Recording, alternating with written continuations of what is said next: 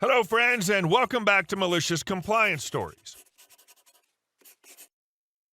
Let's start our video with a story about never giving up, standing your ground, and coming up with smart solutions when faced with constant, annoying telemarketing calls.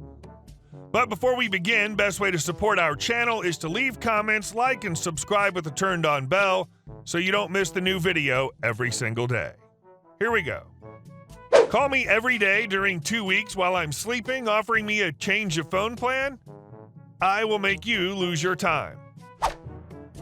This happened a few years ago when I used to keep my phone on call because of uni during the times I would try to make a small nap in between classes and studying/more classes. Also, caller ID system weren't as good as now, so no way to know if it was a spam call if the number had the same area code than you, or without you paying a good amount of cash to your cell provider. Here it's common to have call centers offering you a change of phone plans, or even a phone company. The call center seems to give a phone number list to each of their workers and wait to see if they manage to lure the users to agree to a seemingly good change. Every time I went to sleep for a little while by the afternoon, I would get called. Every time I would answer the exact same woman with a very recognizable accent, not normal for this place in the country, would talk to me about changing my plan. I remember cutting the call at first, then I decided to ask her to stop calling me at those hours to no avail. Then I opted on not answering her when I recognized the number, and she started using others. So one day, after 2 weeks of dealing with this woman calling me, she finally called a day I was up, and I decided to let her talk. On this, I should say that I was aware that most of these people are trained on leading you to agree, even if you cut the call or don't want the change. How? By dividing their speech in small sentences and asking for you to confirm if you understand. If you happen to agree with them by saying yes or making an agreeing sound, they could use that recorded call to say you have agreed with them. Well, every time she asked for confirmation about me understanding what she had said, I just hummed, and she kept going on. After 5+ minutes, that seemed like an eternity, during what she told me how this newer plan would have cheaper calling fees, cheaper data package, unlimited SMS in between people of the same company, and a lot more of good improves by a reduced mensual fee compared to the one I had back then, she decided to ask me if I was willing to change my plan. I told her that I wouldn't. And that was when the facade fell. She started sounding annoyed because of my reluctancy and asked why I wouldn't agree to that plan. I said that I didn't want it, and she asked again, not before proceeding to number all the improvements I would had, and how that also came with a cheaper payment plan on a condescent tone. Dear Reddit, I was happy we got there. I told her I won't agree because most of those plans have a small lettering that almost always claims an increase of the fee from the second year, and a clause that bans you from abandoning them before a certain number of years passes, therefore making you pay that first-year reduction on the upcoming ones by double or more. I asked her how much time was that new contract obliged me to stay and how much would be the increase over the second and third years, and she said she didn't had information on that, but still kept claiming not understanding me, not wanting to pay less during the first year, along with all the spiel about the advantages I would have, while sounding very annoyed. I told her once again that I would not agree to any change of contract or payment plan without all the info on the subject, and especially when not being able to read or know about important information like the obliged extension or monthly/yearly increase. I asked her to not call me ever again, as she did during weeks, because I would never agree to any phone plan change without signing a physical copy at the physical location of said phone company. The entire call probably lasted for a good 10+ minutes. After that, the calls from that particular caller stopped. Maybe it wasn't a big revenge, but it felt so GD good to finally be able to nap free from annoying calls while knowing I wasted her time. P.S. I get people have jobs like this, and most of the times I just cut the call and leave them use their time on annoying other customer. This time felt different because she constantly bothered me while I was tired and asking her not to call at those times. Also, never had other telemarketer getting annoyed and sounding condescending while explaining me things. Not only did you annoy her, but you wasted her time so that she was not able to annoy someone else during those 10 minutes. You are a good Samaritan. And our second story. My crazy neighbors. This last week, my neighbors whom I share my bedroom wall have been screaming and shouting between 2 a.m. and 4 a.m.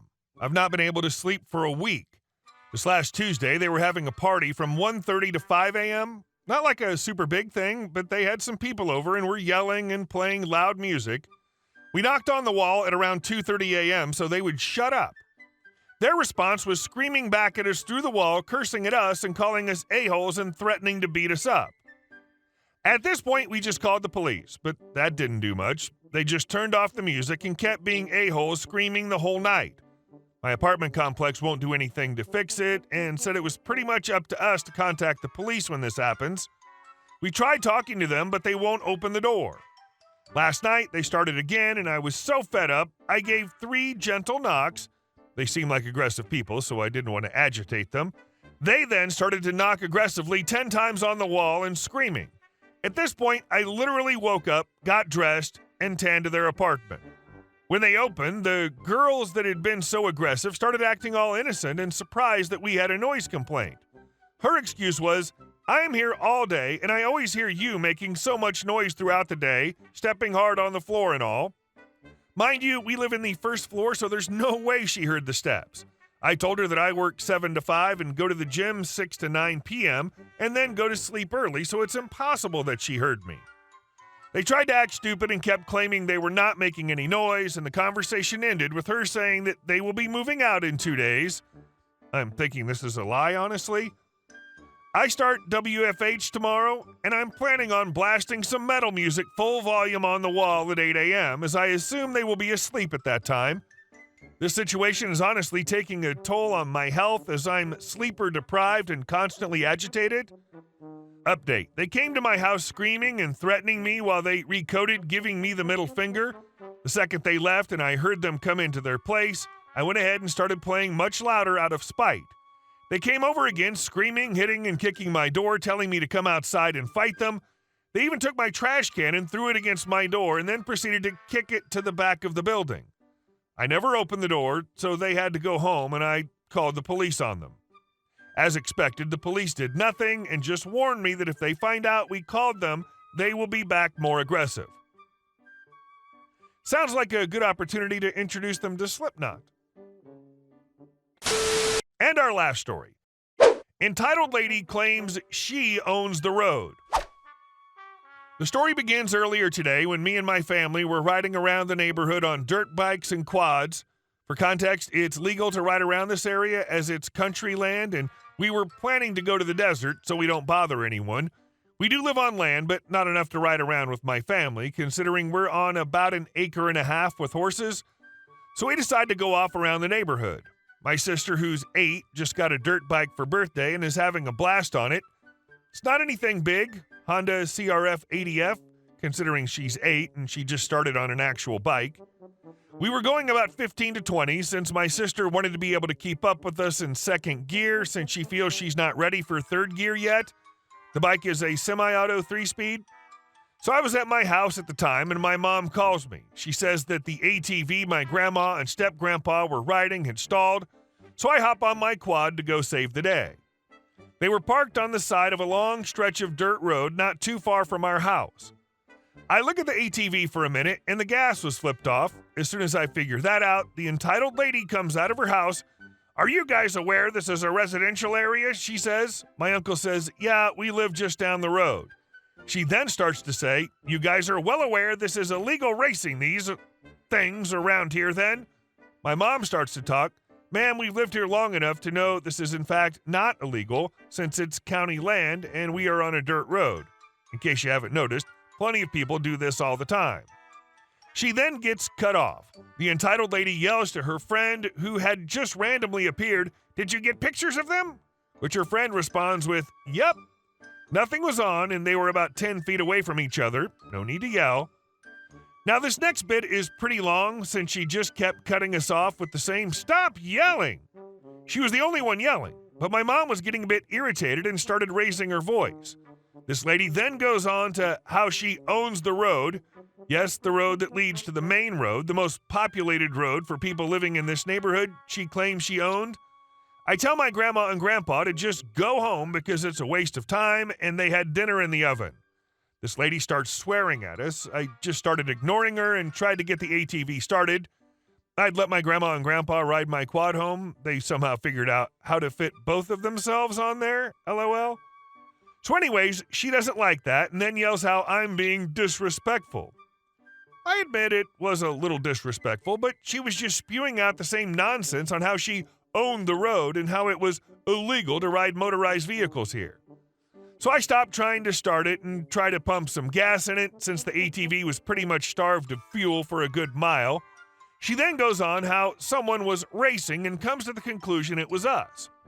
Ah yes, because a family with an 8-year-old on a 70cc dirt bike would be racing up and down the road.